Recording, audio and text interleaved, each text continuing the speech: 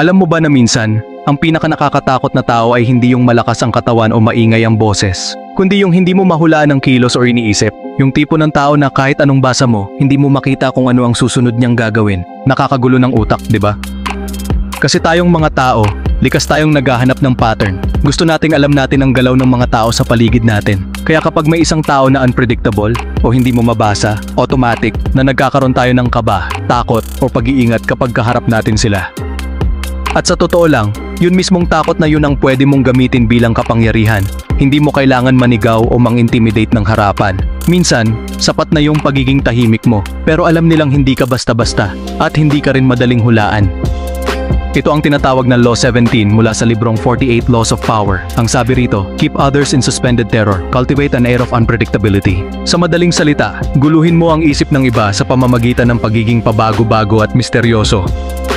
At sa video na to, pag-uusapan natin kung paano gumagana ang law na to. Bakit ito sobrang epektibo, at paano mo ito pwedeng gamitin sa mga sitwasyong gusto mong makuha ang upper hand.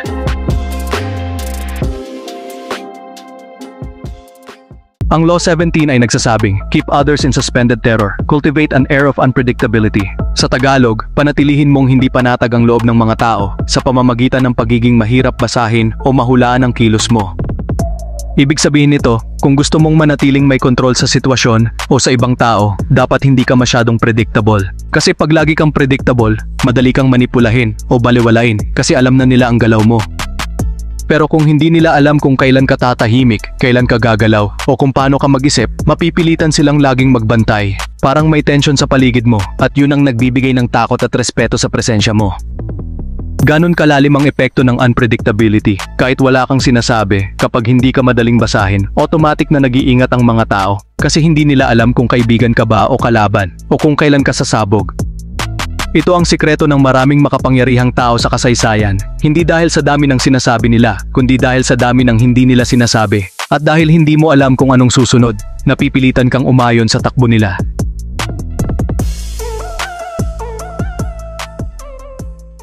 Bakit nga ba nakakagulo ng isip ang pagiging unpredictable? Simple lang, kasi ang utak ng tao ay laging naghahanap ng kasiguraduhan. Gusto natin ng kontrol, ng kaayusan, ng mga bagay na alam nating paulit-ulit at pare-pareho.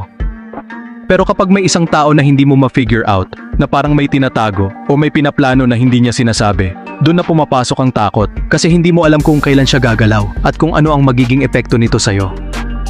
Isa pa, kapag hindi ka mahulaan, hindi ka rin pwedeng i-target ng diretso kasi ang mga plano ng kalaban umaasa sa pattern mo. Kung bigla kang kumilos ng kakaiba, nauudlot ang plano nila at nawawala sila sa rhythm.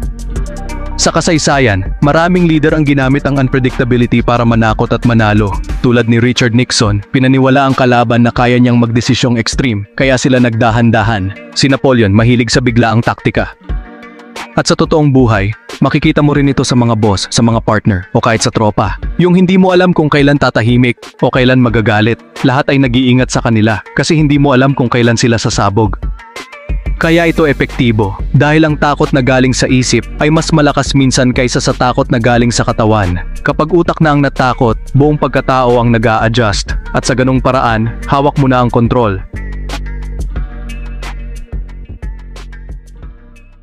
Kung gusto mong gamitin ang Law 17 sa tunay na buhay, hindi mo kailangang maging parang kontrabida. Ang kailangan mo lang ay kontrolin kung paano ka tinitingnan ng iba, at huwag mong hayaang mabasa agad ang buong pagkatao mo. Una, i-break mo ang pattern mo paminsan-minsan. Halimbawa, kung palagi kang tahimik sa grupo, bigla kang mag-open up. O kung lagi kang late, bigla kang dumating ng maaga. Sa ganitong paraan, nawawala ang kumpiyansa nilang kilala ka na.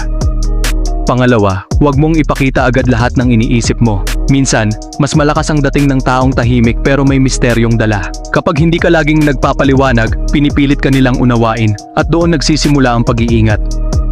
Pangatlo, sa mga sitwasyong may conflict o competition, pwede mong guluhin ang rhythm ng kalaban. Gamitin ang unpredictability para basagin ang plano nila. Kapag di nila alam ang susunod mong galaw, sila mismo ang natataranta. At pwede mo rin itong gamitin sa relasyon o negosyo. Halimbawa, sa pakikipag-usap, huwag ka agad mag-reply. O kaya bigla kang magbigay ng effort sa unexpected moment. Kapag unpredictable ka, mas mataas ang impact ng bawat galaw mo. Pero tandaan, hindi ito excuse para maging pabigla-bigla lang ng walang dahilan. Hindi ito pagiging moody, kundi pagiging strategic. Kailangan may intention sa likod ng pagiging unpredictable para hindi ka maging toxic sa mata ng iba. Kahit gaano ka-epektibo ang unpredictability, may hangganan pa rin ito.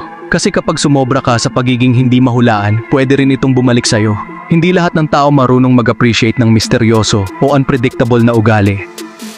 Ang unang delikadong epekto nito ay pagkawala ng tiwala. Kapag hindi nila alam kung kailan ka totoo o hindi, pwede silang magsimulang dumistansya. Kasi pakiramdam nila, hindi ka stable at hindi ka rin pwedeng asahan sa seryosong bagay.